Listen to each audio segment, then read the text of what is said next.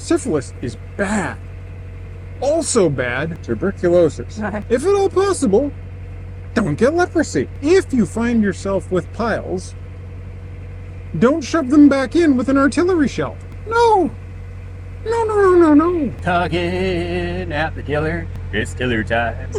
Well, we've been in London for about a week, and Michael visited the, Bart's Pathology Museum at St. Bart's Hospital. which is only open to visitors one day a year. For years, you could visit it, as I understood it, kind of by appointment, right? Like with like a day's notice or something like that, you could visit the museum. I wanted to visit it because I'd heard about it in the 90s when I was in university doing pre-med. I heard about it because we had all of these books, which were pathology, like textbooks. Mm-hmm. And you'd get this book that had all these plates, and the plates would be like very high resolution black and white photographs of some of the samples that are at Okay. Bart's, right? Because what's stored in a pathology museum is often things that are oddities. Not oddity as in, oh, how strange, but that somebody is being autopsied and then they find that there is a very unusual either defect or a very unusual disease or a very unusual development. One thing that I'd heard about for years is this condition. It's kind of weird to call it a condition. It's called situs inversus. And what it is where, for whatever reason, all of the organs in the body are flipped. Inverted. Yeah, so it's about 1 in 10,000 human beings have situs inversus. Most of whom never know about it until they have to have a surgery. Or nowadays until they, for whatever reason, have to have like an ultrasound or something. So most organs in the body are either symmetrical, Yeah. you've got 2 kidneys, 1 on each side, or they're asymmetrical, and we always think of the position as being the same. Yeah. So the liver is always here, the pancreas is always here, the spleen is always at the back, the bladder is symmetrical, sitting down there, but the bladder will be sitting underneath things that aren't symmetrical and are always expected to be on the same side, and the intestines all go the same way and everything like that, right? So are they inverted left to right or backwards to frontwards? Left to right. So it's exactly like a mirror. The interesting thing is that the left ventricle is on the right-hand side.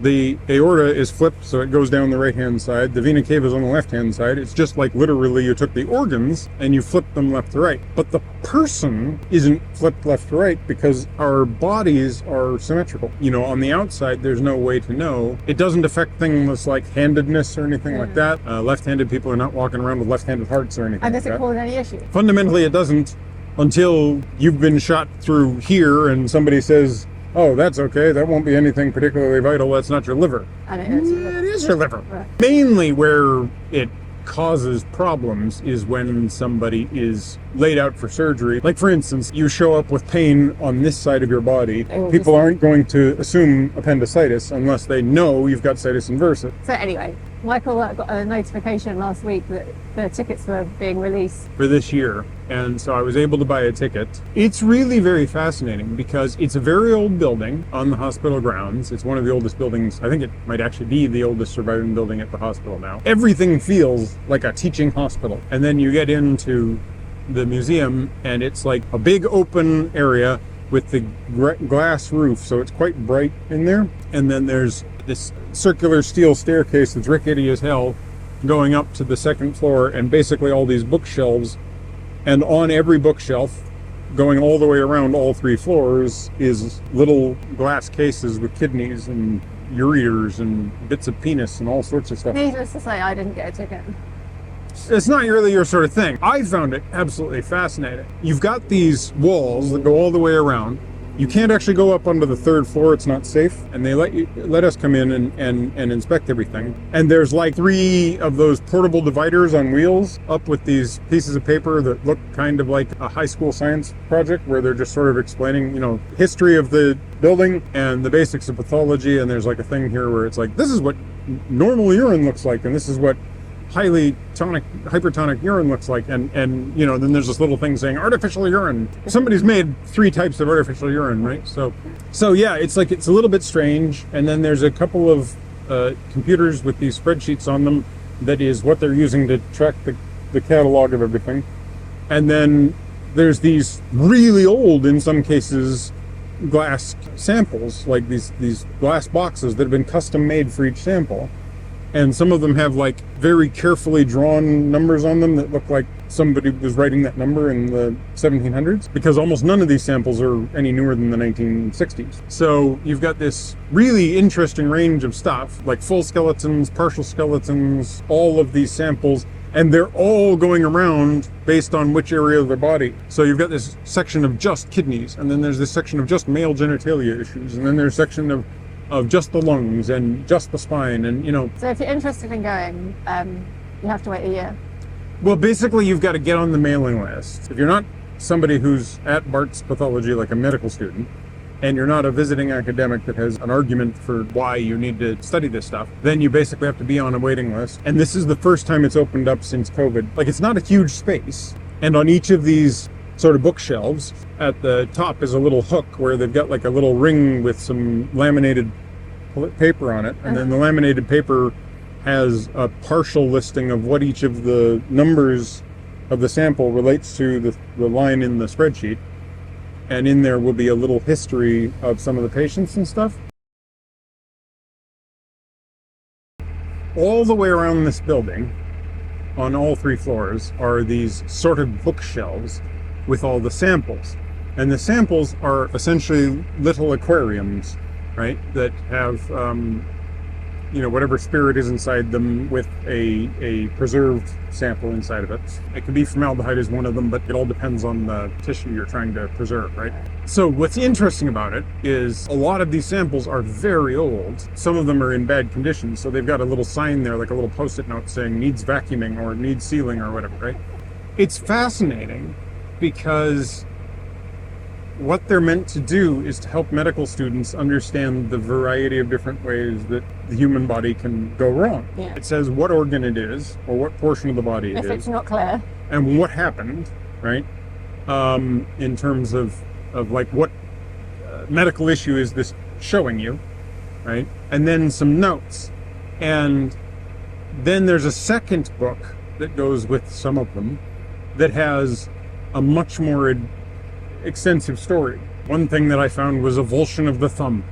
And it's like, avulsion of the thumb. Well, I know what avulsion means. It's not a good thing. Basically means torn off. If you've ever had an avulsion, you have a problem.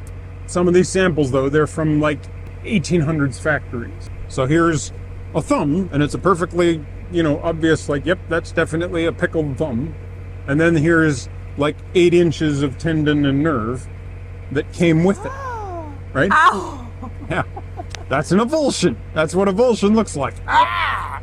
And then when Michael came back, he wanted to tell me everything he'd seen, and I was like, nope, don't want to know. Don't and wanna the know. next day, you just started telling me anyway. Well, but I didn't tell you about a lot of them. Like there's some really fascinating stuff in there. Butterfly kidneys, and where the 2 kidneys are joined, and you've actually got like sort of a single organ. There's some from animals. Kidneys form a lot of this because there's a surprisingly large number of things that can happen in the kidneys. But this one was like a sort of duplicated set of bladders and tubes and everything, right? So that there were double ureters on each side, and then they joined together somehow. And this animal, was just an unusual specimen. But How did they find that? From the butcher? I'm not sure where the animal ones came from. I think some of them might have been practice stuff. There was a lot of the same disease, like for instance, gallstones.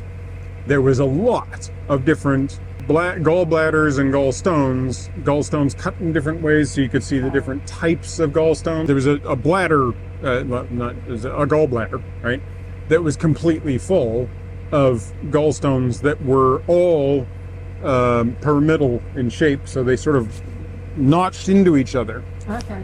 And formed what looks like a solid mass with just a bunch of little lines in it.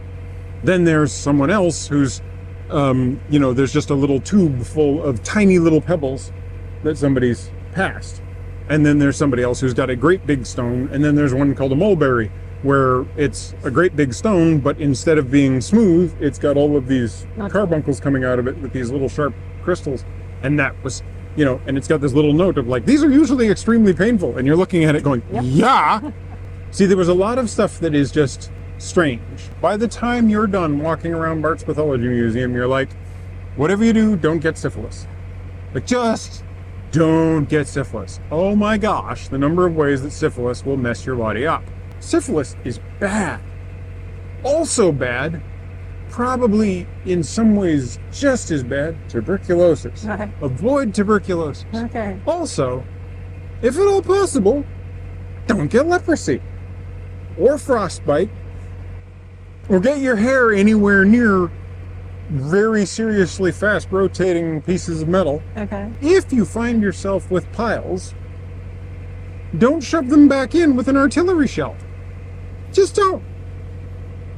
Because that artillery shell will end up preserved in a pathology museum with a note. No!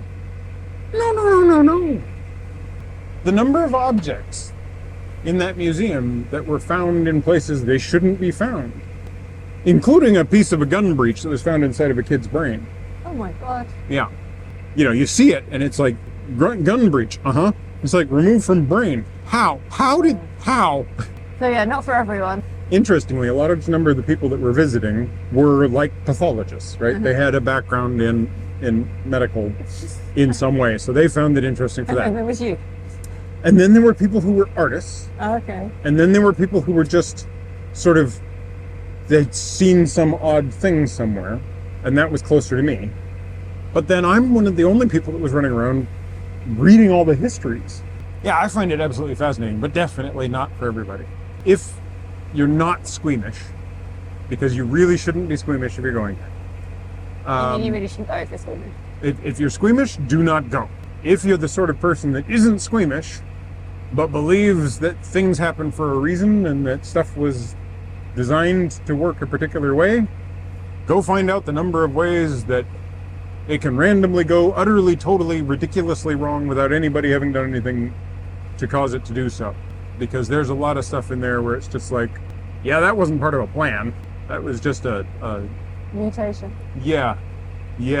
It wasn't caused by anything in particular. It's just something went wrong.